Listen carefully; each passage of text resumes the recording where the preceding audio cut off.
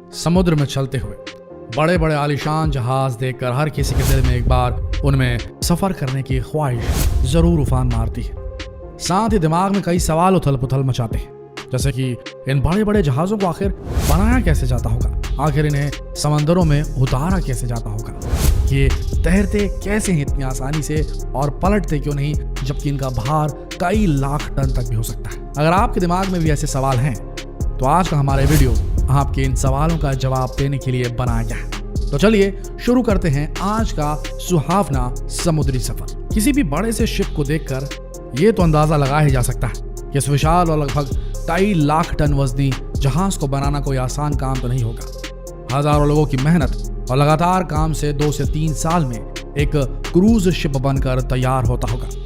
चलिए अब बात करते हैं कि इन बड़े जहाजों को आखिर बनाया कैसे जाता है। अब अगर इतने बड़े जहाजों को समुद्र से कहीं दूर बनाया जाए तो उन्हें पोर्ट तक लाने के लिए काफी प्रॉब्लम्स फेस करनी पड़ सकती हैं और खर्चा भी बहुत ज्यादा बढ़ जाएगा। इन प्रॉब्लम्स का ये सोल्यूशन होता है कि शिप्स को समुद्र के आसपास ही बनाया जाए। बस तो जब किसी शिप को बनाया जाता है तो समुद्र के किनारे ही जितना बड़ा शिप बनाया जाना है उससे बड़े आकार का एरिया तैयार कर लिया जाता है। फिर उस जगह से सारे पानी को निकाल दिया जाता है और उस जमीन को पूरा ठोस बना दिया जाता है ताकि शिप का बेस तैयार किया जा सके बिना किसी समस्या के। इसके बाद छोटे छोटे ब्लॉक्स को आपस में जोड़कर शिप का बेस तैयार होता है। ये सभी ब्लॉक्स हार्ड स्टील के बने होते हैं ताकि इतने बड़े शिप को सही बेस मिल सके।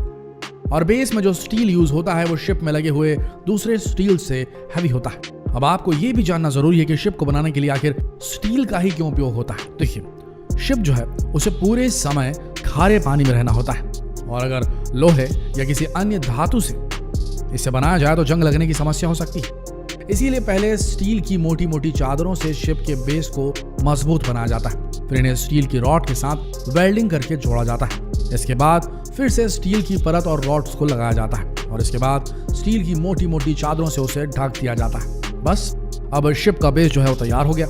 इसी के ऊपर शिप का ग्राउंड फ्लोर बनाया जाता है। दोस्तों, बेस तैयार हो जाने के बाद शिप के बाकी पार्ट्स, दीवारें, कमरे, लॉबी और बाकी सभी पार्ट्स स्टील की मदद से ही बनाए जाते हैं। जब शिप का पूरा बाहरी ढांचा बन जाता है उसके बाद शिप के अंदर का हिस्सा तैयार किया जाता है, जिसमें सबसे पहले स्टील से शिप की सीलिंग या छत को बनाया जाता है। इसके बाद शिप में बिजली की सप्लाई के लिए तार बिछाए जाते हैं। इसके बाद अच्छी क्वालिटी की लकड़ी और शीशे से तैयार होते हैं शिप के कमरे। दोस्तों, बात आती है शिप को स्टील के ढांचे से शानदार और जानदार और आलीशान क्रूज में बदलने की। तो दोस्तों, जब किसी शिप को डिजाइन किया जाता है तो लोगों के शौक और जरूरत की सभी चीजों का ध्यान रखा जाता है। इसके साथ ही सेफ्टी का भी पूरा ध्यान रखा जाता है। शिप को अंदर से इतना खूबसूरत बनाया जाता है, इसका इंटीरियर इस लेवल का होता है कि एक बार तो आपको ऐसा लगेगा कि कहीं आप जन्नत में तो नहीं आ गए। शिप में बहुत ही आलीशान bedrooms, bathrooms, kitchen, galleries, lobbies, swimming pools, gym, casinos और हॉस्पिटल्स तक होते हैं। लेकिन अगर आपका शॉपिंग का मूड हो जाए तो उसके लिए शॉपिंग कॉम्प्लेक्स भी मौजूद होते हैं। जी हाँ, बिल्कुल सही सुना आपने। और सभी कुछ इतना शानदार होता है कि आप कह उठेंगे कि वाह क्या बात है, कहीं हम किसी दूसरी दुनिया में तो नहीं आ गए, आप ऐसा सोचने लगेंगे। शिप को समुद्र की लहरों पर तैरता हुआ शहर भी कहा जाता है क्योंकि यहाँ लगभग हर वो चीज मौजूद है जो किसी बड़े शहर में मौजूद होती है। अब लीजिए, हमारा आलीशान और खूबसूरत शिप बनकर तैयार हो गया। और जनाब, काम अभी खत्म नहीं हुआ। अभी शिप पर प्रॉपर वेंटिलेशन के लिए कांच का बड़ा जाल बनाया जाता है जिसे शिप के बाहर ही तैयार किया जाता है और फिर बड़ी बड़ी क्रेन से शिप पर फिट कर दिया जाता है। अरे भाई, अभी भी काम पूरा नहीं हुआ जी। अभी इंजन और प्रोपेलर फिट किए जाने बाकी है। प्रोपेलर्स ब्रॉन्ज के लगाए जाते हैं। जितनी तेजी से प्रोपेलर घूमेंगे शिप उतनी तेजी से आगे जाएगा, इसलिए शिप में एक से अधिक प्रोपेलर्स लगाए जाते हैं। अब ये भी जान लीजिए कि प्रोपेलर्स ब्रॉन्ज के ही क्यों लगते हैं। तो ब्रॉन्ज एल्युमिनियम और सिलिकॉन से मिलकर बना होता है और आसानी से जंग से बचा रहता है। इसके बाद शिप के ऊपर जंगरोधी केमिकल से पेंट किया जाता है जिससे समुद्र में रहने पर शिप पर जंग ना लगे। इसके बाद शिप को पानी में उतार कर टेस्ट किया जाता है और अगर कोई कमी पाई जाती है तो उसे दूर किया जाता है। और बस अब एक ही काम रह जाता है, वो है शिप पर लोगो बनाने का। और उसके बाद शिप अपने पहले सफर पर जाने के लिए तैयार हो जाता है। पर जनाब, शिप को समंदर में उतारना इतना आसान नहीं होता जितना आपको लग रहा होगा। शिप को बनाने में करोड़ों रुपए लग जाते हैं, इसीलिए यहाँ थोड़ी सी भी चूक की गुंजाइश नहीं होती। इसलिए जहाजों को पानी में उतारने के लिए कुछ खास तकनीकों का इस्तेमाल किया जाता है जिनके बारे में हम आपको आगे बताने जा रहे हैं। इसमें सबसे पहली है फ्लोटिंग आउट टाइप टेक्निक। दोस्तों, हमने बात की थी जब शिप को बनाया जाता है तो किनारे के एक बड़े हिस्से को खाली करके वहां पर जहाज बनाया जाता है। इस टेक्निक में उसी जगह का इस्तेमाल किया जाता है और उस जगह वापस पानी भर दिया जाता है। जिसके बाद उस पानी को समुद्र तक मिला दिया जाता है। इसके बाद शिप को धीरे धीरे समुद्र में उतार दिया जाता है।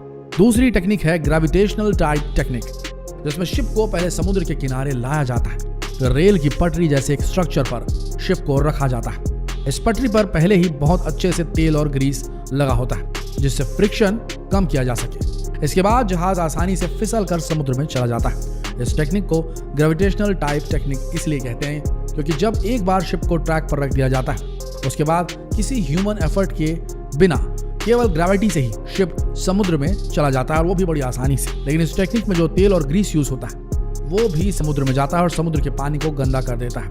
अब बात करते हैं तीसरी तकनीक का, जिसको एयर बैग लॉन्चिंग कहा जाता है। यह शिप को समुद्र में उतारने की सबसे आसान टेक्निक है।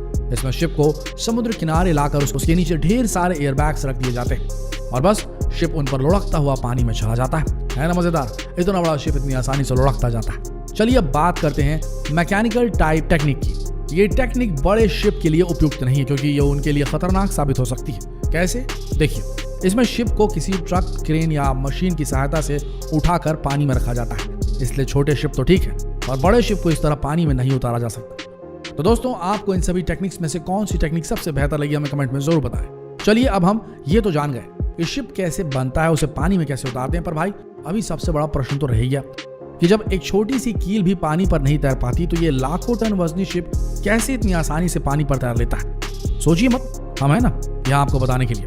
दोस्तों, न्यूटन के ग्रेविटी के नियम के अनुसार धरती हर चीज को अपनी ओर खींचती है, इसलिए हर छोटी बड़ी चीज, चाहे वो कील ही क्यों ना हो, पानी में डूब जाती है। लेकिन शिप पानी में कैसे चल लेते हैं, डूबते क्यों नहीं? तो दोस्तों, इस सवाल के जवाब के लिए हमें न्यूटन से हटकर आर्किमिडीज के नियम पर आना होगा। अब इस नियम के अनुसार जब हम किसी चीज को पानी में डालते हैं तो अपने वजन के बराबर के पानी को सतह से हटा देता है, और जब किसी चीज को पानी में डाला जाता है तो उसका वजन कम हो जाता है क्योंकि जमीन उस पर ग्रेविटेशनल फोर्स लगाकर उसे नीचे खींच रही है। वहीं एक दूसरा फोर्स जिसे बायोन्सी फोर्स कहा जाता है, बायंट फोर्स कहा जाता है, ये उस चीज को ऊपर खींचता है, ऊपर धक्का देता है। अक्सर आपने देखा होगा कि कुछ चीजें पानी में डालने पर पहले तो डूब जाती है, फिर थोड़ी देर बाद ऊपर आ जाती है। ये इसी बायंट फोर्स, बायोन्सी की वजह से संभव हो पाता है। अब अगर हम शिप की बात करें तो शिप भले ही आकार में बड़े होते हैं, लेकिन उनका वजन उनके आकार के हिसाब से कम होता है क्योंकि जहाज को एल्यूमिनियम से बनाया जाता है। ये बहुत ही हल्की धातु होती है और इसके साथ ही इसको इस प्रकार से बनाया जाता है कि शिप की डेंसिटी पानी की डेंसिटी से कम रहे, जिसके कारण वो अपने आकार के हिसाब से कम पानी रिप्लेस करता है, डिस्प्लेस करता है। इसी वजह से वो पानी पर तैरने लगता है।